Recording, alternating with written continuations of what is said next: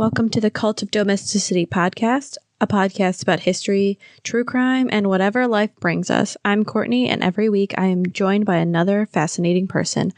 Let's see what we're going to talk about this week. Welcome back, devotees. We're back with Augie. Yeah. Hi. Wow, that's weird. Hi is what I meant to say. Hello, Internet. We're back. We're slap happy and a little very whiskey full, so... Oh, yes.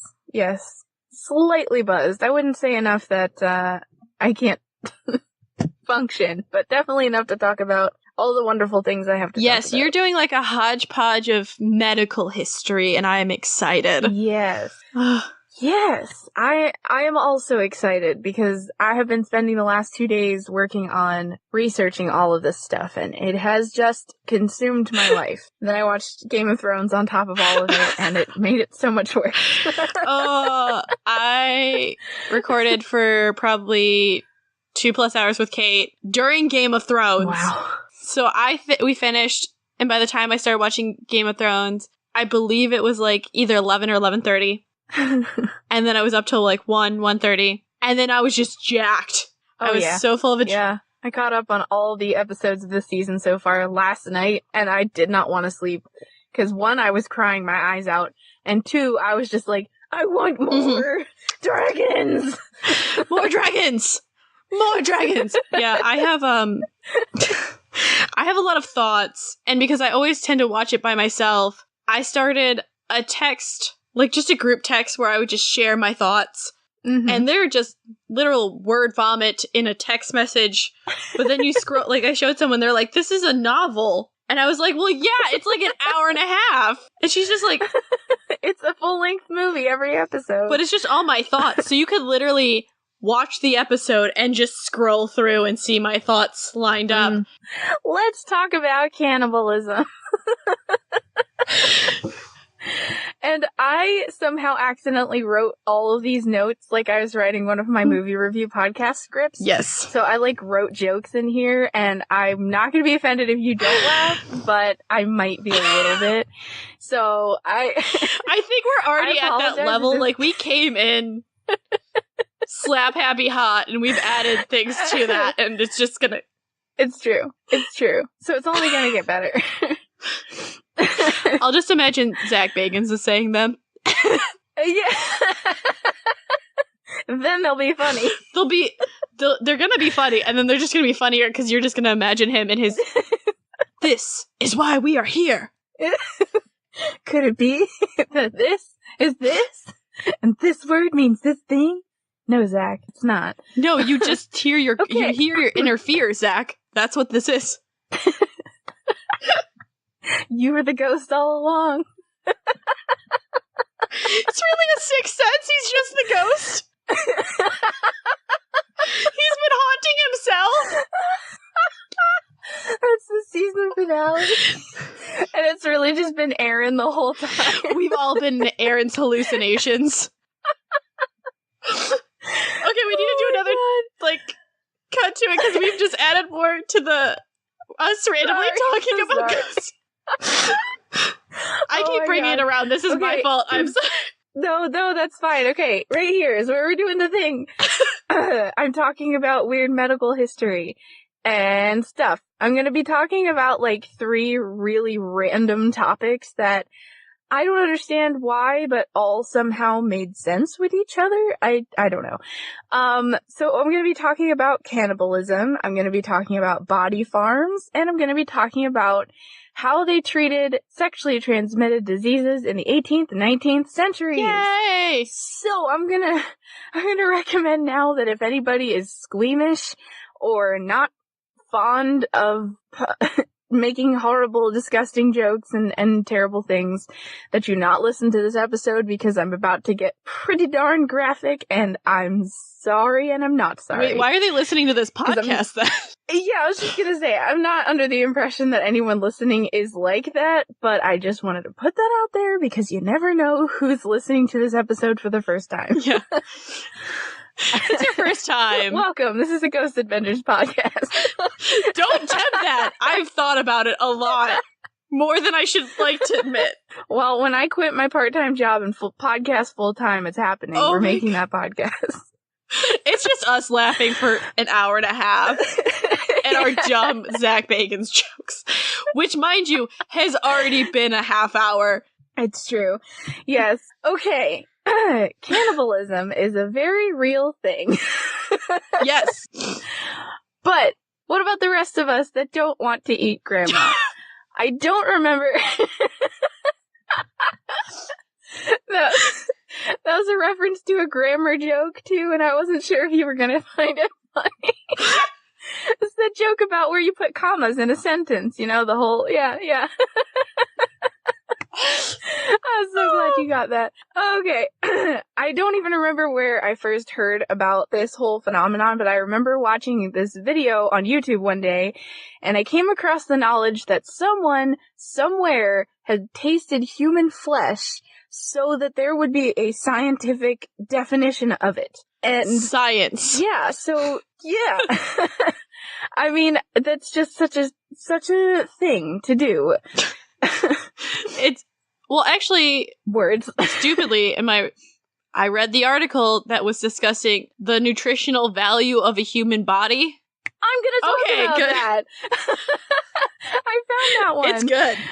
So yeah, cannibalism is a thing, but I think back when that guy was doing that for science, it was a little bit more taboo than it is now. But, you know, also it's not, because given the research that I think we haven't gone away from cannibalism is bad. I think we've gone more towards the hard, probably shouldn't do this. Yeah. Unless it's like survival. Yeah, it's true. Yeah, and yeah, it just goes to show that the whole theory of cannibalism is just a cultural thing, really. Like, it's just different depending on where you live. Because there's this video I found.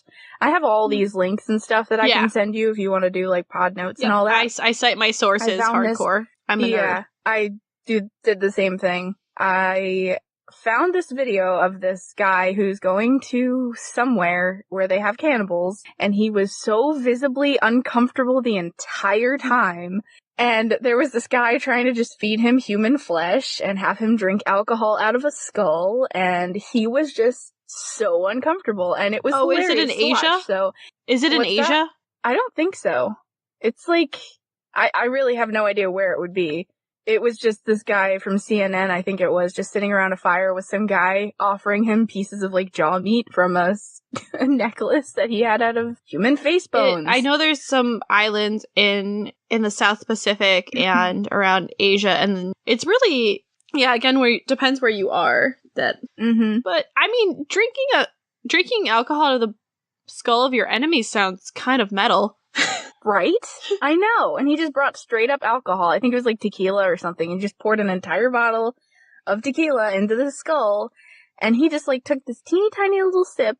And the other guy, like the dude that was just sitting next to the fire trying to get him to eat jaw meat and stuff, was like blessing it and then like sharing it with his friends and stuff and just taking these huge gulps out of it. I'm like, that's super So the natives are just like, yeah, this is our normal. Exactly. Right. And then the reporter guy got so uncomfortable and they knew it. Like, they noticed that the guy just starts throwing something at him. I couldn't tell if it was poop or pee or what, but it was blurred and he was naked and he was throwing something and he just ran away. The reporter just ran away. And it was just so funny to see a video of how uncomfortable we are as a culture with other cultures that do things that we just do not do. So it's a very good video evidence of that. Cannibalism is not the only bit of weird science that I'm going to talk about, but there are a few other things I want to cover. So, like I said, I'm going to do cannibalism, body garden, and the sexually transmitted diseases. I wrote this. I wrote this like a script. No, you're fine. I did, and then I said, "Are you ready?" Oh, I'm way ready. Hey, first up on our roster is cannibalism. When you think of cannibalism, you might picture some tribesmen and women dancing around a large bonfire over which they have an unlucky soul trapped to a rotating spit. Hang on, is that just me? Either way, it's extremely taboo for us to talk about in Western culture, so that's what I'm going to do because I'm edgy like that. According to... We're so edgy like Robinson Crusoe. It's true. According to an article I found on the National Geographic website, human flesh isn't a sufficient source of protein or nutrition, so why bother eating us at all? Turns out it's most likely due to rituals and ceremonies. Back when Ugg met Grug, there was no formal funeral service, which including spending thousands of dollars on fancy boxes that you bury in the ground. Back then, all Ugg had to do to remember his friend was eat him? It might sound odd, but you know that feeling where you know and love someone so much, you just want them to be an integral part of who you are. Well, take that one step further and you get the whole idea with cannibalism. I'm just picturing that girl who got arrested for, like, texting a guy she went on one, like, Tinder date with, like, 100,000 times. She seems like that person who just would be like, I love you so much, I'm just gonna eat you. And you're just like, yep. Let's not. In another article I found on IFL Science, one of my favorite guilty pleasure websites, I learned that there was once a doctor, Michael Alpers, who, after finding out about a condition called the Laughing Death, went on a trip to Papua New Guinea to see what it was all about. There, the tribe's people ate their family members out of, quote, love as well as gastronomic appreciation, end quote, according to Alpers' academic text. The people of the Four tribe, people who live deep in the mountains and practice regular cannibalism of their own tribe's people, Alpers discovered that the Laughing Death, or Kuru, so called by the tribe, was causing about 200 people to die each year. Dubbed the Laughing Death by the dumb media, this condition, quote, started with tremors and an impaired ability to walk. Sufferers go on to develop a total loss of bodily function, depression, and often emotional instability, which sometimes exhibits itself as hysterical laughter. End quote. The Four thought it to be a curse, but Alpers was determined to help crack the case. It wasn't a bacteria, a fungus, or a virus, and it was only affecting women and children. Coincidentally, in this tribe, women and children were the ones eating the brains of the victim rather than the flesh that the men were eating. Alpers saw a connection and determined it was something called a prion. Quote, prions are essentially normal proteins that become twisted and turn to the dark side. These infectious agents lose their function and acquire the ability to turn other normal proteins into prions too, therefore becoming infectious. End quote. A more commonly known prion you may have heard of is mad cow disease, caused by cows eating the offal, or entrails and internal organs, and brain tissue of their dead brethren. Turns out Kuru was the human equivalent of this disease. The article concluded with this sentence, quote, a study published in Nature 2015 found that the 4 people who regularly ate brains had developed a resistance to prion diseases, a discovery that is still helping scientists understand degenerative brain diseases such as mad cow disease, Creutzfeldt-Jakob disease, and some cases of dementia, end quote. So naturally, I followed the hyperlink that was in that quote to my next resource.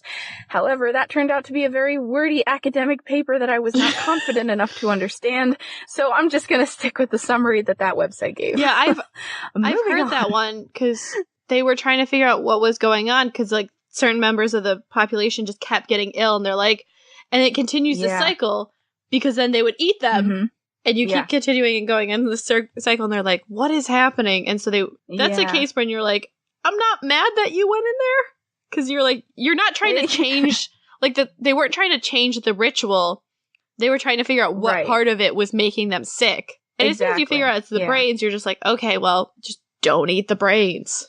Right, yeah. Everything else is fine, just don't eat the brain part. Cool. Now, the more you know, guys, don't eat brains. Yes, do not eat brains. Well, I guess human brains. Human brains. We should preface. Is there a difference between human brains and other brains? Like, would it give you the same kind of thing? Because if mad cow disease is something that affects cows, and if they're eating their cow brother brains, like, would it do the same thing, you know? I think as long as it's prepared properly, and mad cow disease, it kind of starts outbreaking because go into animal feed, it's very weird.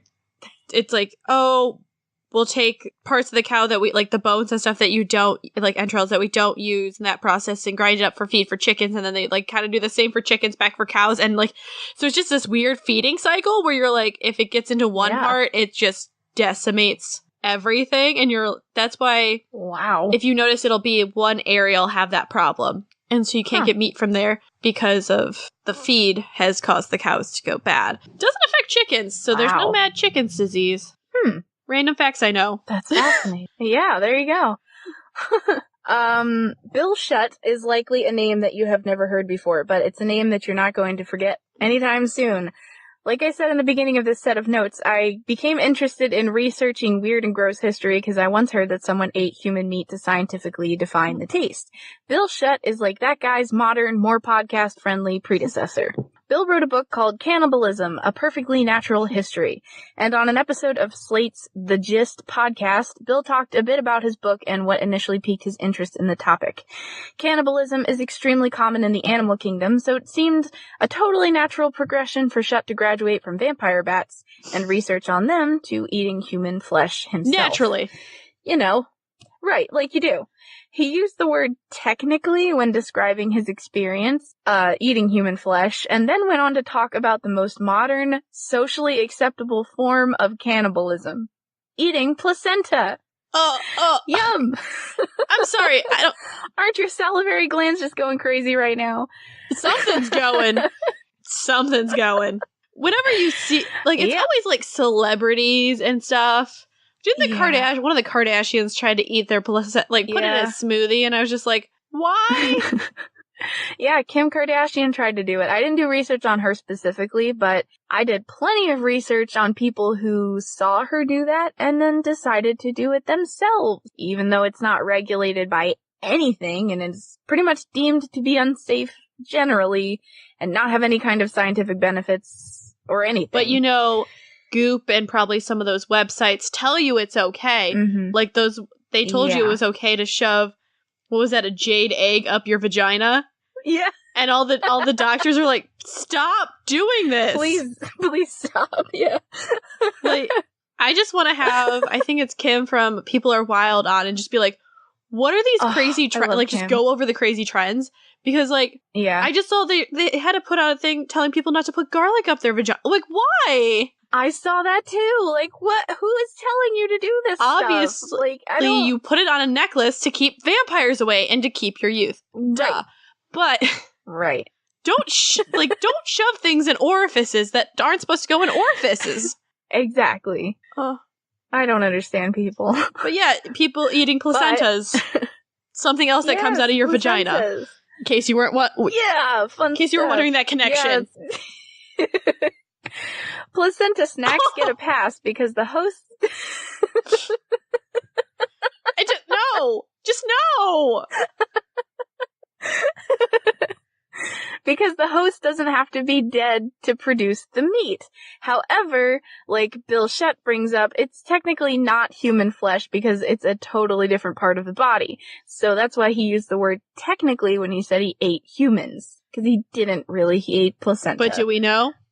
Do we know? Well, I guess not. He said that he was contacted by some woman in Texas after he, like, sent out a questionnaire to be like, hey, does anyone have some human flesh that I can eat? And she's like, yep, I got a placenta in my freezer if you want to try that. So he books tickets to go down to Texas and he went out and ate this woman's placenta. For like, that's dedication. It's not fresh. That's the first thing. Like, yeah. Does it go, like, it's been frozen. That just changed, like, how do you prepare it? Yeah. Actually, there are specialists that know how to prepare placenta. I hate... And they freeze dry it. No, I hate so many things about that sentence. Also, who's getting these messages about, like, is there a network? Do you just have a skywriter? Like, please send human flesh to this, like, phone number? Like, how do you get it out there? I feel like he explained it very briefly because I was so distracted by the fact that some woman just was like, yeah, I got placenta in my freezer. Why don't you come on down to Texas and try it? That I didn't really pay attention to what he was saying when he was, like, putting the word out there, I guess. Yeah. I'm just gonna say I'm sorry to all the people from Texas who listen to this, but I'm kind of not surprised. Like, there's certain places, like, there's a couple other places where they'd be like, probably like Florida, like, they'd be like, are you like, yeah. Mm-hmm. There's just certain places where Texas, Florida, and like California, like all of California, because it's such a chic thing to do. Yeah, it'd definitely be a Southern California. Northern California would be like, we don't have time for this. Mm-hmm. It would just, like, there's a couple places in the world where you just be like, yeah, not horribly shocked by this. And I don't know why Texas, like, you wouldn't think Texas, but I'm okay with, like, yeah, it seems kind of like a Texas, like, I'm gonna do what I want. I'm like, okay. You store that placenta. Could you also imagine, like, on a holiday, they're like, oh, get something out of the freezer, and they just open up and there's just a placenta. And I like, how, regrettably, I have watched a couple of videos on how they prepare it, and it is not a pleasant experience to watch those videos. It is probably one of the most disgusting things I've ever seen, just to see a placenta. Like, it is just this gross purple pink thing encased in, like, white stuff. It's so bad. It's so bad. And, like, almost every video I watched, first of all, shows you them washing it off. So, like, I don't know how long they've had this thing in their house, but they haven't washed it off, and that's all kinds of nastiness. Well, you gotta preserve all the goodness with the stuff. And then it's gotta marinate. Oh. And then, you just gotta wash off. It's like some of the things, you just wash off right before you use it. Yeah, just like rinse lettuce, rinse your placenta. That's the thing. No, I just thought about a placenta salad and then I just hate myself. Oh no, I hate myself so much. Well, in case any of you listening aren't familiar with what a placenta is exactly, it's the thing inside the uterus that forms around a baby while it's gestating, and it's the literal organ that we consider the womb. And it looks like this. What I just explained. I explain it again in my notes. It's basically the thing that it's from your belly button to your mother. Yeah. So it's like a purple worm. Yeah. And women's bodies are magical and powerful, but don't eat your placenta. True, yes. No, don't. Please don't. There are no scientific studies to prove that anything good will come from it, and actually a few risks that could come from it if you do not prepare it correctly. Placentitis. Yeah. So, yeah. Sorry, that was a cheap shot. Oh my god. Okay. Eating placenta has been deemed something healthy for a new mother to do to gain a healthy mindset, combat postpartum depression, and other things. Bullshit! However, there is no scientific reason to believe that these statements are true. As a matter of fact, there are risks involved. Remember our friends experiencing the laughing death? The disease compared to mad cow because they ate the brains and entrails of their tribespeople? How's that for coming full circle? I didn't even plan that. So you get that crazy disease from eating a placenta. That's probably one of the risks. I mean, I didn't find any specific things that compared the two things, but it only makes sense. Like, the placenta would be considered an internal organ.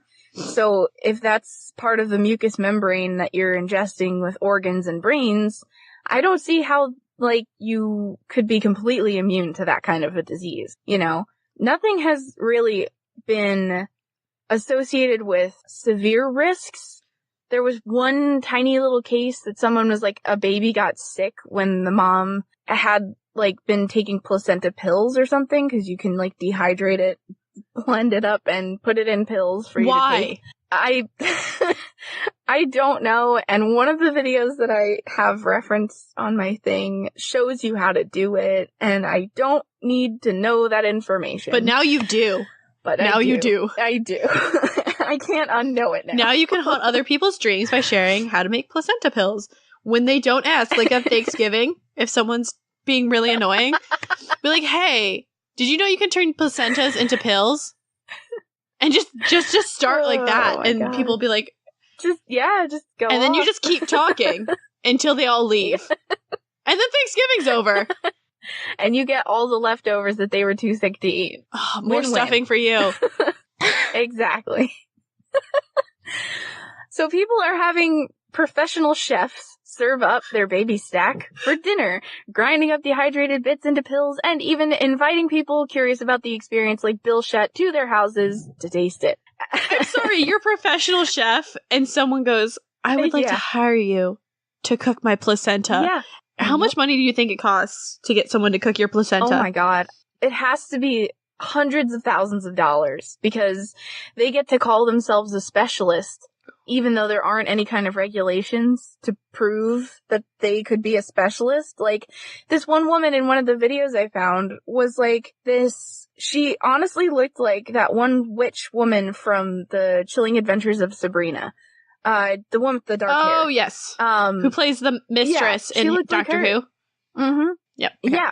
And she was all just professionally dressed and just was wearing gloves and was just slicing up a placenta in, like, the most normal way that you could possibly do it. Like, you were watching a chef make a salad. This is an uncooked sausage. It's a placenta. Exactly. I'm sorry, I just ruined sausage for everyone. They say not to ask about how the sausage is made, and now you know why. It's a placenta. Which is not far from the truth. It's just not human placenta, so. No, it's your intestine. Saying. It's an intestine.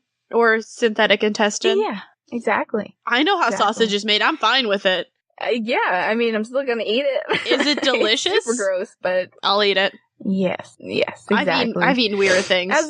Eaten weirder things. That's not a tangent we need to go on. We'll be here for hours.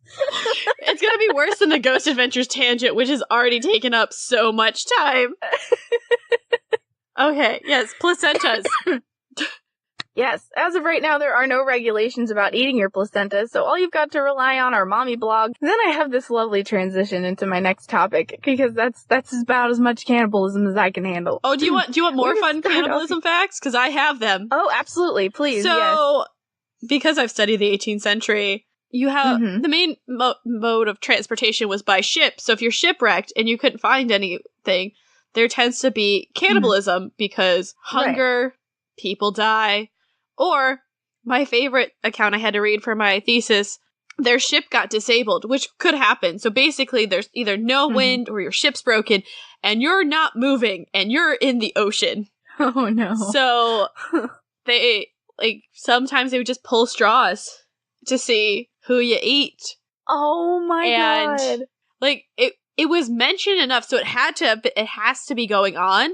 And they act just, like, the funny thing is they're like, the narrator would be like, and I didn't partake, but I was worried they were going to eat me. And and in this story, one of the men, like, they cooked the body down, but someone was so hungry they ate the liver raw, and then just proceeds to go mad.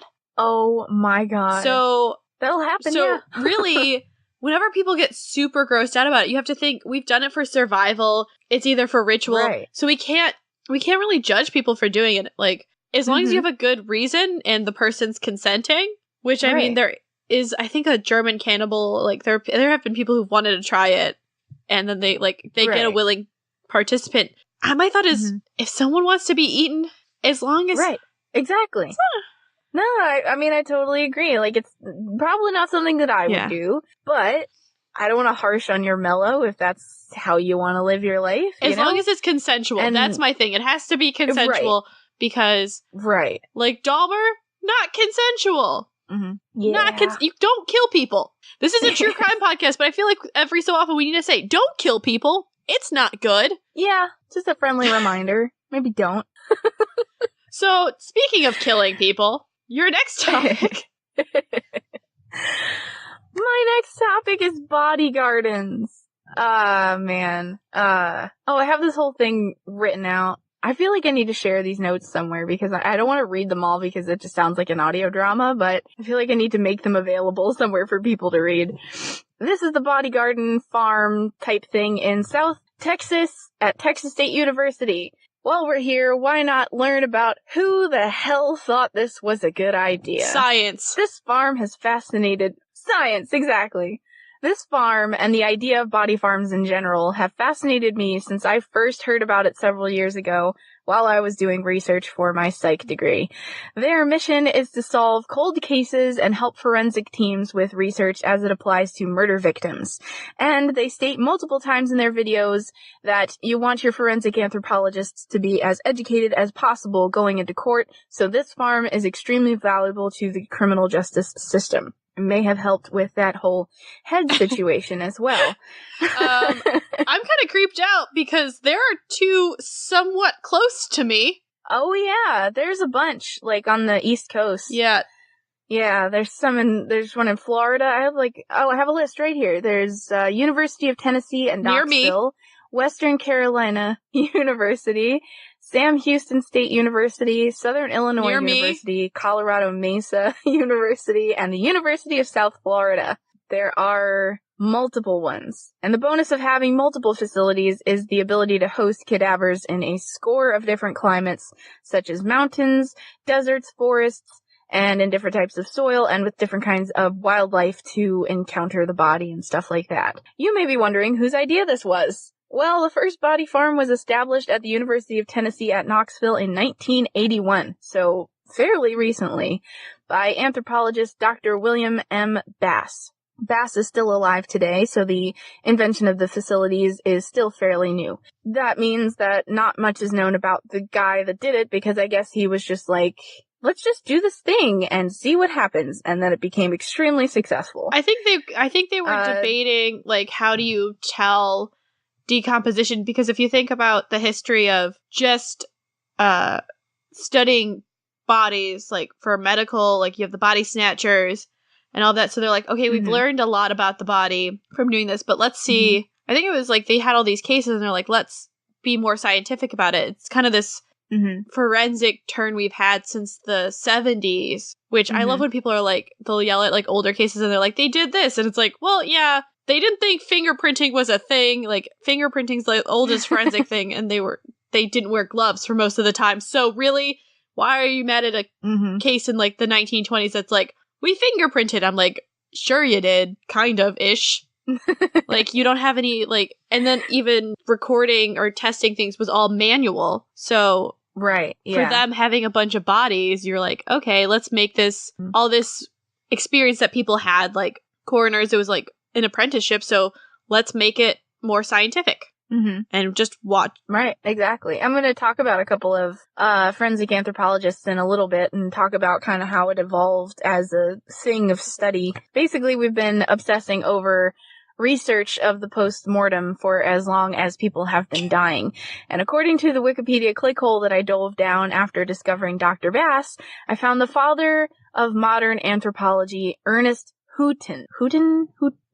I keep wanting to say Houghton, but there's no extra N. This guy, while making strides in the world of physical anthropology, was also part of the reason racism is even a thing. Yay, racism. We do not endorse racism also, in any way, shape, or form. No. Absolutely that was a sarcastic not. yay. So sarcastic. Don't fight me on this. Or me. Please don't come after me. Don't at me. Also, I should mention, this is from Wikipedia, and there was a lot of information on his page, so take it all with a grain of salt, because I didn't have anyone to tell me whether or not this was a credible source, so I used it anyway, because this is a podcast. Anyway, a quote, Houghton used comparative anatomy to divide humanity up into races. In Houghton's case, this involved describing the morphological characteristics of different, quote, primary races and the various, quote, subtypes in 1926. In 1926, the American Association of Physical Anthropology and the National Research Council organized a committee on the Negro, which focused on the anatomy of blacks. In 1927, the committee endorsed a comparison of African babies with, get this, young apes. 10 years later, the group published findings in the American Journal of Physical Anthropology to, quote, prove that the Negro race is phylogenetically a closer approach to the primitive man than the white race. End quote. Houghton played a key part in establishing the racial stereotypes about black athleticism and black criminality of his day in terms of an anthropological framework. Houghton was one of the first to attempt to develop mathematically rigorous criteria for race typology. End quote. It's phrenology, and I hate phrenology because it's racist, it's stupid, and it just involves measuring frickin' head. Yep. Bumps don't mean shit, people. Come on. Also, they've proven that Africa is the most genetically diverse continent. So, suck it. Yeah. This just fills me with rage, sorry. The later goes on to talk about how he was actually an okay guy because he was cool with the sterilization of mentally unstable people, but not that race had anything to do with it. Cool. I understand that maybe this was a side effect of the times, but I couldn't find more evidence without reading actual books I don't have money to buy, and all the YouTube videos of this guy are in German, so I have no choice but to assume that this dude was just a white cis bro ahead of his time. I mean, it's just the science that was happening at the time because it was not diverse, and you had to have some money to be doing it, so it's just really frustrating because this was the narrative shoved into everyone's faces. Yep. And this, I'm gonna have to do... There's several cases of involuntary sterilization of a population, and most of them are shockingly the U.S. government. Fun fact, not just in our country. No, not just in our country. Oh, God. So, yeah, I have feelings, a lot of them, on this. And poor Augie's just seeing me like, I'm just like, so... Very tense, very riled up, and I apologize, but it's about to get better because we're gonna meet a guy who actually did something about forensic anthropology without being a racist asshole. Yeah, you know, once we get away from eugenics and phrenology, it gets better. And then, in case you guys really want to see how that happens, look up the history of National Geographic if you really want that giant cup of rage, which... If you want, we have on t-shirts. So you can look up your cup of rage while wearing a cup of rage. It's fine. Spoiler alert, it's not fine. It's never fine, but I like to at least give a false sense of hope. The house is on fire, but it's fine. Just sitting here with my tea. Oh, God. While Houghton was the father of looking at bones, he wasn't the one to popularize the field. We owe that to a Mr. Wilton Krogman. Great name. His parents, I know, right? His parents were both uneducated and wanted him to live a better life, so he did. He came in first out of over 400 people on a standardized test to gain acceptance into the University of Chicago. From there, he earned his doctorate and landed a position as an anthropology lecturer. In 1929, Krogman wrote an article in the FBI newsletter entitled, quote, "A Guide to the Identification of Human Skeletal Material," end quote. And this was basically the starting point for modern-day anthropology and even earned Krogman the nickname the Bone Doctor, which would have severe consequences these days, but was really cool back then. Well, yeah, and he went to the University of Chicago, which was the epicenter of the growth of anthropology. It's where all the big names came out of.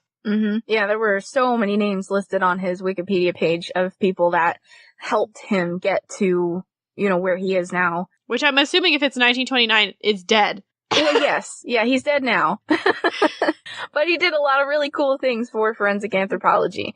So, the anthropology that we know and love today, though, wasn't made popular until the 1940s. And here's a quote from the Wikipedia page for forensic anthropology to sum it all up.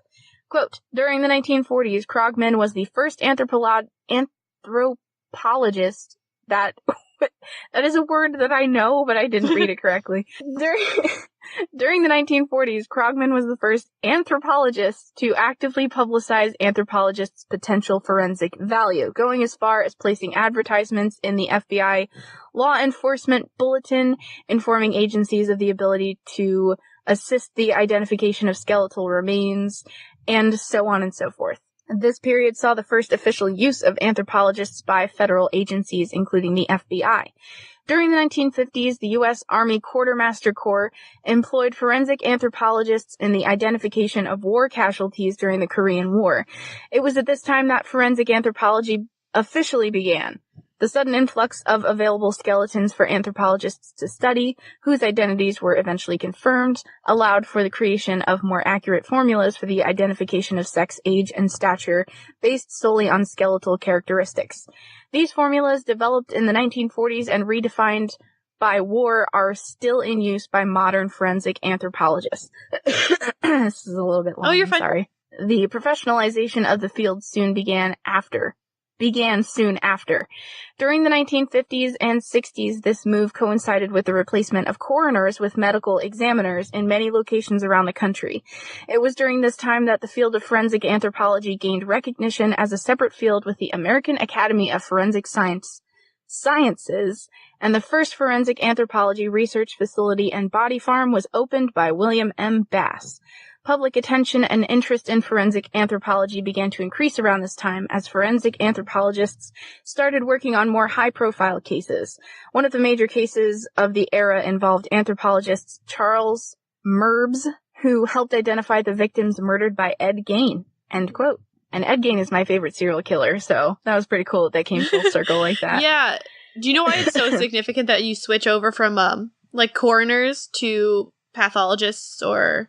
Yeah, I wanted to dig into that a little bit, but I have so much information that I just didn't include it. But tell me, please. So, if you don't, like, county coroners can be either appointed or they're elected, and so they tend to be funeral home owners. So, morticians. Interesting. And they just, like, yes, they see a lot, but they also don't always have that training. So, like, if they live in an area where they can't go out and get training, you're kind of left with, like, they can basically determine if it's an accident or not, but they can't go really in depth always. And I mean, pathologists, the amount of schooling you have to go through and all of that. I had a biology teacher in high school who was a pathologist. Oh, wow. Yeah, she still does bone slides for Cleveland Clinic, which is insane. Cool. And she took us to us to the Cuyahoga County morgue. It was a field trip. I'm not kidding you. We went as a field trip. That's so cool. I'm like super jealous, actually. I'm obsessed with the Ask a Mortician YouTube channel and the Death in the Afternoon podcast. I love Caitlin and I love everything that she does, and I just love learning stuff about death. It's so fascinating. Oh yeah, it is. Nowadays, we have shows like Bones, NCIS, and CSI to teach us all about forensics in a watered-down, likely inaccurate, probably doing more harm than good kind of way. So we have a skewed perception of it. Really, it was a science invented out of necessity to make sure the bones of those that we lost were properly recorded, identified, and dealt with to bring closure to their families, especially during wartime and in missing people cases. So that is the end of what I have to say about body farms, which I didn't really talk about. I kind of talked about forensic anthropology. Took a little bit of a rabbit trail there. But the body farms are absolutely fascinating. They just take bodies that have been usually donated by the people who are dead, and they're just put in different climates. Like, I watched a couple of videos on it, and there was just bodies chilling in a field. Some bodies are buried underground. Some of them are exposed to vultures and birds of prey and other kinds of wildlife. Some of them are put out there with like cages around them so that wildlife can't get to them. And they basically exist so that people have an idea of what happens when bodies are in certain conditions so that they can help the FBI and the CSI people that are the real people figure out what happened in a murder case. So they would have been extremely helpful in the time of the true crime case that you talked about in your last episode. Julia Martha Thomas. Yeah, in the Victorian period, it would have been great. But they weren't even... That would have been very helpful. But it's because of cases like that this is so necessary, and I'm sure that it's helped bring so much closure to people. I think it's helped not just bring closure, but sped up the process of identifying, like when you go to a scene, okay, we know this is what this is, and looking at a scene, it's easier for them to tell what's happened. So where before they could have been like, oh, this is clear an accident, but then they'll look and be like, oh no, like based on this is like, it's not natural for this, and and how long they've been there, and it makes them so much more accurate, so they don't have to, the turnaround's quicker, so it helps the cops catch people faster, and body farms are just fascinating. And well, unless you have any other musings about forensic anthropology and body farms, we can move on to STDs. I don't, but I have some musings about what's coming up. Oh, I'm so excited. This was probably the more fun one to research, mostly because it didn't really involve a lot of dead people. I mean, it did involve dead people, but they were dead afterwards. It's whatever. It resulted in their death, but it's fine. So this really doesn't have anything to do with either cannibalism or body farms, but we're just going to talk about STI or STDs and how they were treated in the 19th and 18th centuries. For some context, the time period that I'm going to be talking about are the years 1701 to 1900, and maybe a little bit after 1900 because the Industrial Revolution really helped this whole process get kind of fixed. That is a huge gap of time, and we were just so widely uneducated about proper medical treatment, so this is going to be a wild ride, and strap in. Oh, I'm ready. I've told you this. I've read on some of this, and I'm like, I'm ready. Yeah, this is your cup of tea. I read this for school. I was given a book, and they were like, okay, read this book and we're going to talk about it. And I was just like reading this. I was like, say what now? And then I freaked out all my friends who were studying microbiology. History is absolutely fascinating to me, but it was probably one of my worst topics just because, I don't know, I couldn't keep like the years and the wars and all this stuff straight. So just that simple fact kind of made it really boring for me. So I never really dove into it like I wanted to, but doing research like this is a different story because you're doing it so like on such a specific topic and you're covering something that's really interesting. So I got most of my information from Wikipedia, so please correct me if anything I'm about to say is wrong, because I'm going to give like a brief summary of what was going on in the 18th and 19th centuries. So some notable things to remember as I talk about these time periods. In the 18th century, slavery was still a thing and was happening, and no one thought there was anything wrong with it. Basically, no one was happy with this. Is when you get, you're starting to get the abolitionist movement kicking off. Yeah. In the 18th century, it was still happening. In the 19th century, it was abolished. But it was kind of like a movement type deal going on in there. Basically, no one was happy with their current political leaders, and wars such as the French Revolution broke out like hives across the world. And the Industrial Revolution was just starting to gain traction. See what I did there? Yeah, I saw it. Like a train. There you go. The 19th century, at least on Wikipedia, is basically comprised of the rise and fall of multiple kingdoms and empires, likely a result of all of the wars and stuff. Slavery was abolished, the Second Industrial Revolution made things a lot easier for everyone, and we started making money and traveling. And British and Russia were basically in control of everyone. Is that about right? And France. Okay. Thank you for not failing me, Wikipedia. The Spanish Empire dies at the mid-18th century. Real hard. Real hard. Now that we have that out of the way, we can talk about syphilis. Syphilis was the most prominent STD of the time. Nearly everyone who's anyone had it, and if you weren't dying in the streets from it, you were basically a loser. According to the Journal of Military Veterans Health, quote, although it didn't have the horrendous mortality of the bubonic plague, its symptoms were painful and repulsive. The appearance of genital sores, followed by the foul abscesses and ulcers over the rest of the body and severe pains.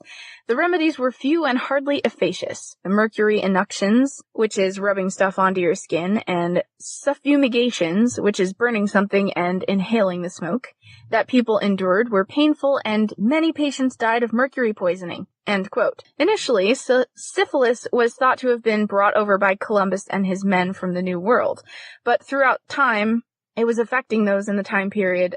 No, it came over with Columbus. Yeah, some people thought that it came over with Columbus, and then other people were like, no, it didn't. And I don't remember how I was supposed to write that. I apparently didn't write it correctly. It was the native islanders and Central and South Americans' gift to Europeans. Ah, yes. Okay. So I found that in AP US History. Junior year in high school, God. We found out syphilis was a gift that told the Europeans to go fuck off. Thanks, I hate it. It's syphilis. Thanks.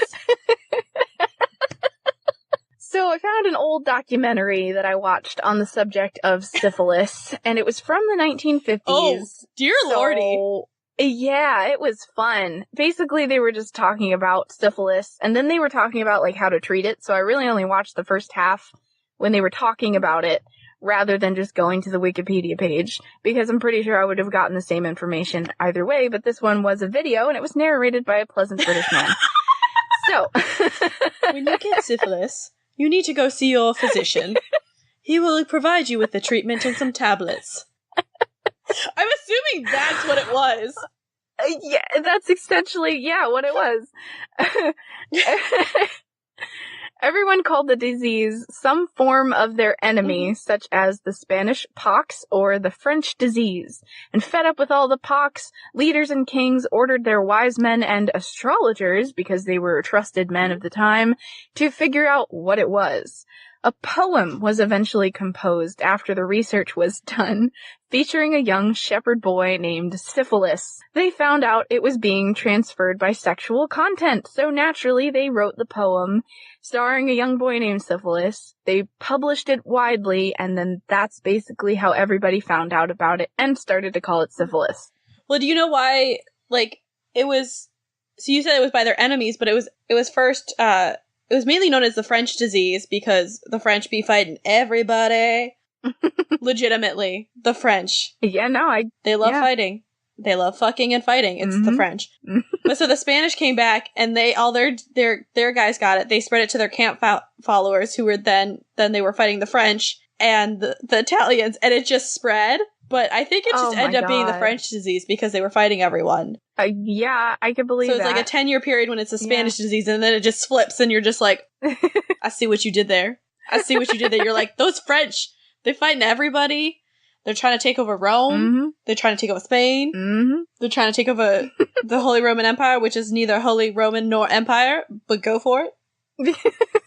You know, you would think just basic human decency, you're not just gonna have sex with people covered in rashes and boils, you know? Like, how horny do you need to be to have sex with people like that? And in wartime, too, I understand it's stressful, but for goodness sakes, holy moly. You don't see women. The only women they had were camp followers, and it's a bunch of dudes. Yeah. It's just a bunch of dudes. That's all armies are. No homo. Just a bunch of dudes. No homo, but homo. No, that did happen. They were kind of more of okay with that, depending. But yeah, you just have a bunch of guys all together, and you get drunk, and what do drunk guys want to do? Fuck. Yeah. And so you just get this cycle, and they share, like, camp followers would go between armies, so, or if you lost, you know, they're gonna go where there's work, and women don't show symptoms as prominently, I guess, as men. Yeah, I guess so. So. Gross. Boys are gross. It's so disgusting when you think about it, especially because it's so dirty on top of it. Yeah. So I always love when you watch movie period pieces and everyone's so clean and you're just like, no. This is where Monty Python got it right. They're like, he's not covered in shit. Rolling around in the dirt. It's like, that's how he's a king. He's not covered in shit. Uh-huh.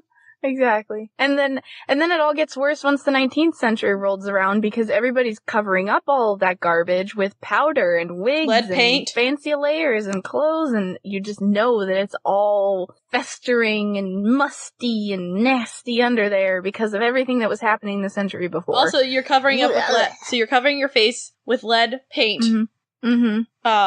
Toilets aren't prominent.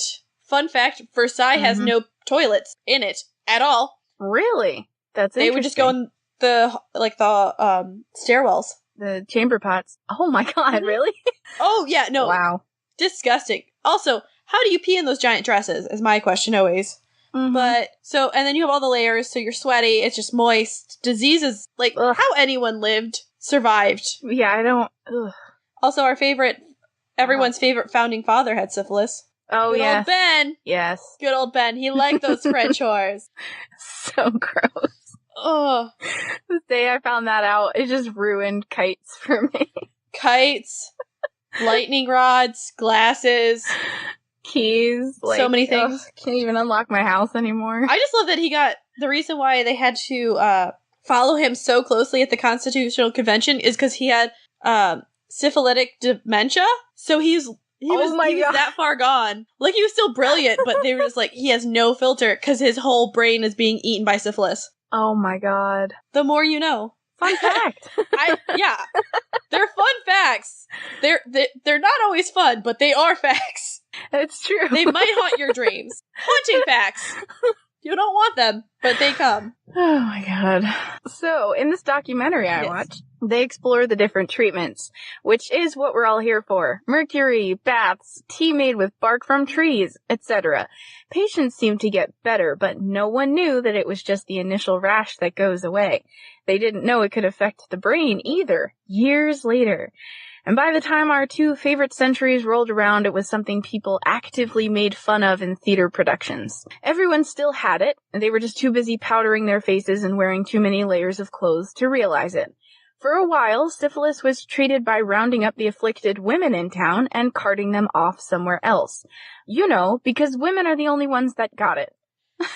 And it definitely wasn't spread by French soldiers. Or any soldiers or men. Exactly. Plunging their sword into many things. Oh, no. If your sword is infected, take care of it.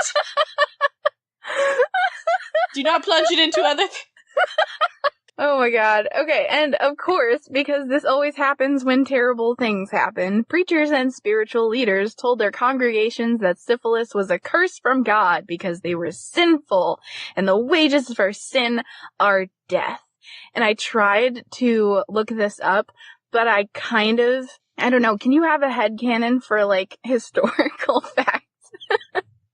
Because I have this idea in my head that this is where abstinence-only education started, because they were just like, everyone's got syphilis, don't have sex. And then everyone was just like, well, this is what our ancestors did, so we should do it too. It was always abstinence only for women. Oh, especially middle and upper class women. But men, it was kind of like, yeah, you shouldn't do it. But definitely during this, like, as closer you get to Victoria's reign, you definitely see that clamping down. They're like, let's just repress this all. Let's repress it all. Tamp it down. We won't think about syphilis, but we're going to slut shame everyone. By everyone, I mean specifically lower class women. Yes. Ship them off. Send them to jail. It's fine. Probably sent them to Australia. Let's not lie. Let's not lie. Probably sent them to Australia. Most likely. It was expensive, but it was worth it to get those syphilitic whores out of our country. Why we still have it is a mystery, but they're gone, so what's Also, there was overpopulation in England, so they're like, be gone! Also be gone, you sick people! Exactly. Sick, poor people! And that's how all the women in Australia came to be such badasses. They survived syphilis, probably. Exactly.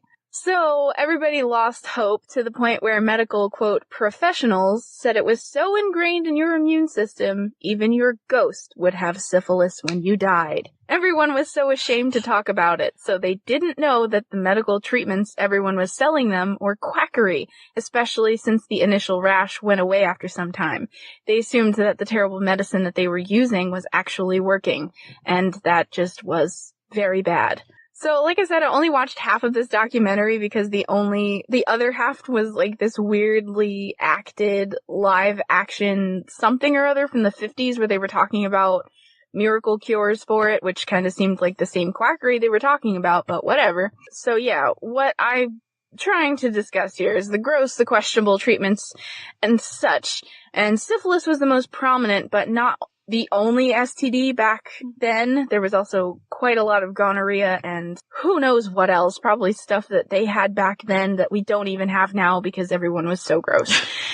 Doctors were basically up to their eyeballs in STD cases because apparently no one could keep their hands off each other even though everyone was covered in pox and rashes. So I found an article from Bustle that details bizarre medical remedies for STDs starting as far back as the Egyptians.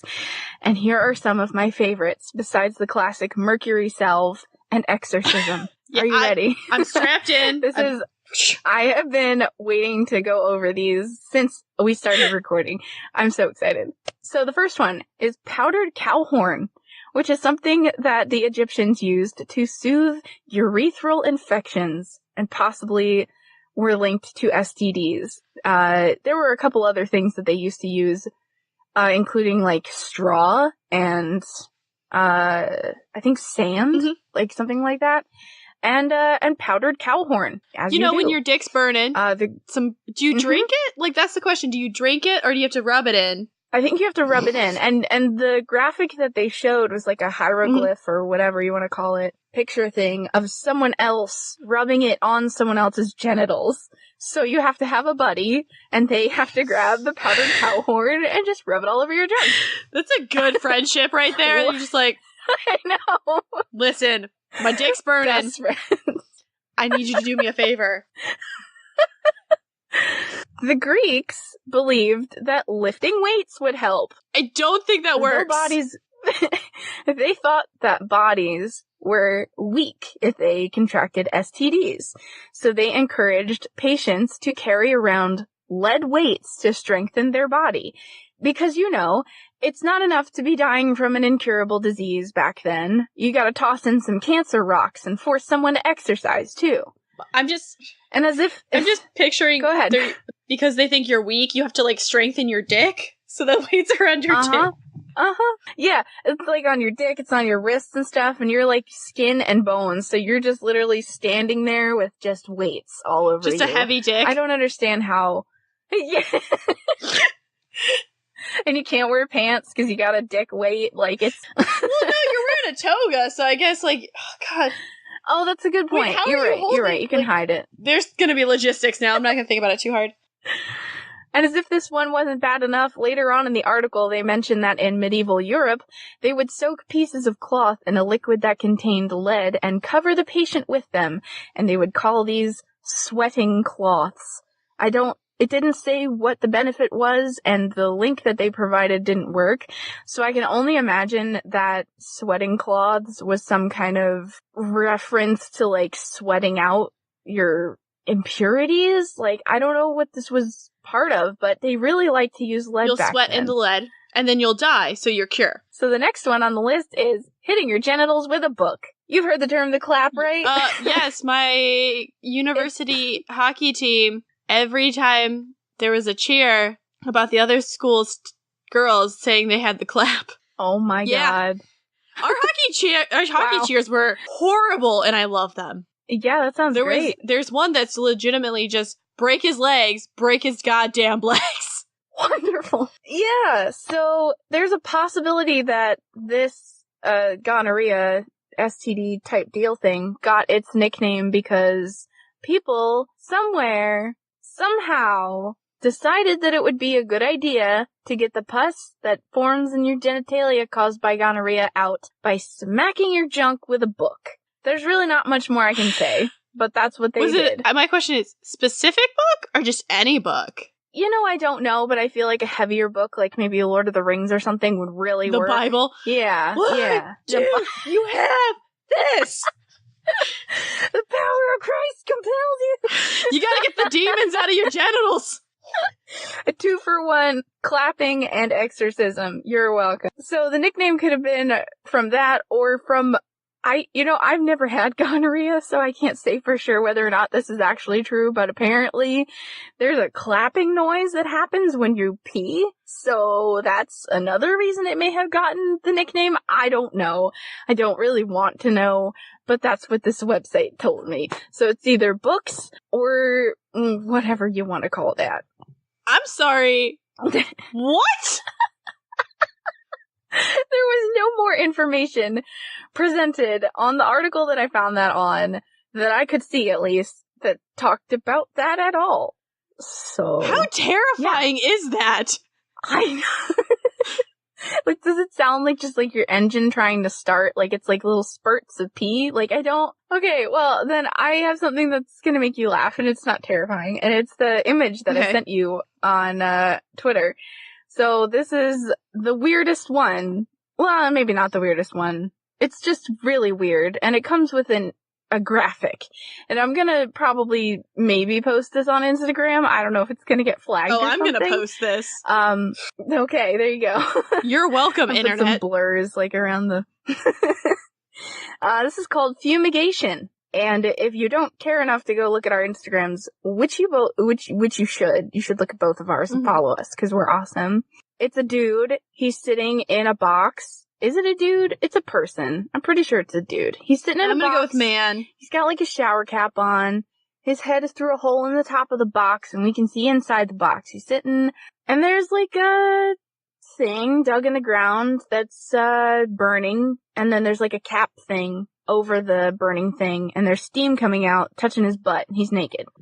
So I'm assuming they're trying to fumigate all the STDs out of this dude's genitalia. He's doing a naked sauna with something. Yeah, something like that. It's a personal naked STD sauna, plus a hat that looks like a fun hat. I'm not gonna lie, that's a pretty fun hat. Yeah, it kind of looks like a mountain with like a little city around the outside. It looks like it's like it looks like a really sad German hat, you know, the pointy ones. Like it just got sad and kind of crumpled in on itself. Minus the spike, like the World War I German hats, minus the spike that just is like, meh. Exactly. Yep. This thing works so badly, even your hat's gonna get an STD.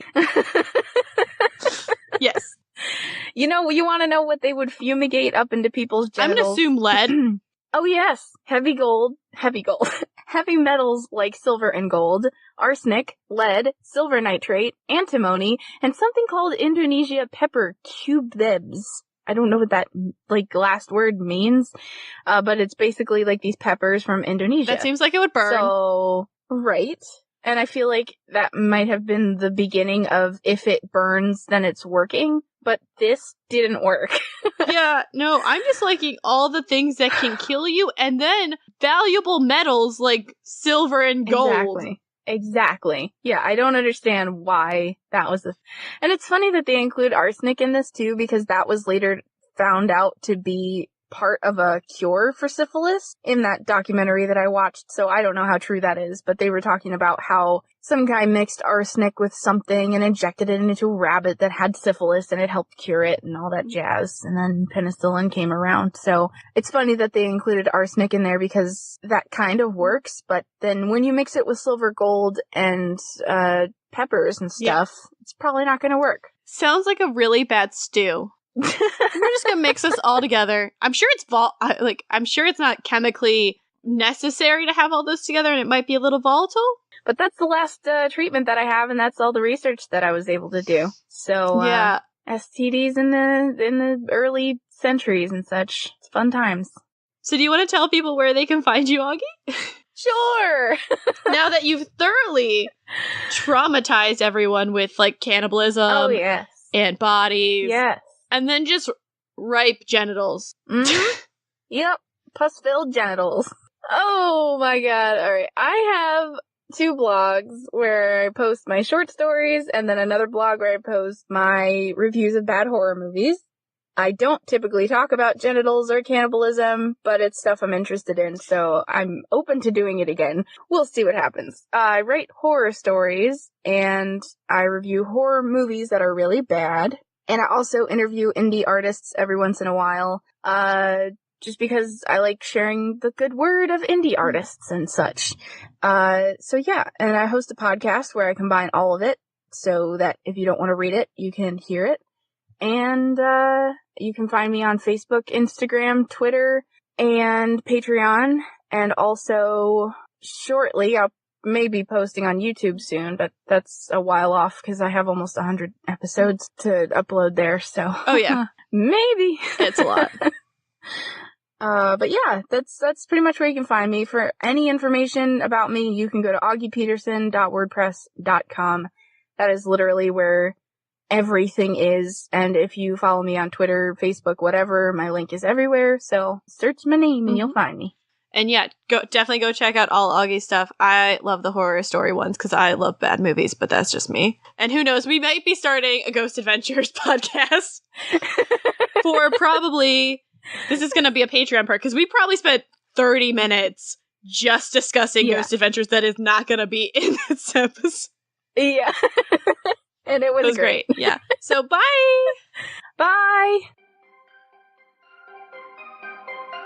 Hey guys, it's Tammy Merhep Chavez. And Bryce Mitchell-Williams. We are the hosts of Hollyweird Paranormal. It's a podcast about Hollywood true crime and the paranormal based out of Los Angeles, California. We spike this Hollywood cocktail with stories of true crime and its paranormal aftermath, along with dirty Hollywood scandals and secrets that make up this weird city of Hollywood and its surrounding areas that make up this crazy state of California. Catch our episodes every Sunday on iTunes, Google Play, SoundCloud, Blueberry, and Stitcher. Life is too short to be normal. Stay weird with Hollyweird Paranormal. All right, but you mentioned a cocktail, and now it's all I'm craving. Right, let's end this promo and get one. Yes. Hey folks, how's it going? My name is Augie, and I host a podcast called The Short Stories of Augie Peterson. Once upon a time, I had 2 blogs. Then one day, I started listening to podcasts. They seemed like a lot of fun and would combine the thing I was always afraid to share with the world, my writing, with the thing I had no choice but to share, my theater background. So I decided to combine them into a podcast for those millennials that don't have time to read 2 blogs. I read the original short horror stories I write every other Tuesday and review really terrible horror movies from Netflix, Redbox, Amazon Prime, and even the dollar store with massive amounts of snark every other Thursday. On the first Saturday of each month, I tell my listeners about 5 new indie artists that I have interviewed that I think they should know about. So if you like terrible horror movies, learning about new artists, really good horror stories, and total nerds, this is the podcast for you. Check out The Short Stories of Augie Peterson wherever you listen to podcasts. For more information, go to augiepeterson.wordpress.com. Toodaloo! Hey guys, July 13th is coming up soon, and if you want to meet me and a bunch of my podcasting friends, about 80 of them, come down to the True Crime Podcast Festival at the Marriott downtown, right on the Magnificent Mile, right by the Bean in that beautiful park. So I'm excited to see some of my favorites. All Crime No Cattle, Ignorance Was Bliss, Nature vs. Narcissism, Paranormal Chicks, The Getting Off Podcast, Dark Poutine. All of your indie favorites are going to be there, as well as a lot of the big names. This is a full day event, and the sooner you sign up, the cheaper it's going to be. So make sure you sign up soon.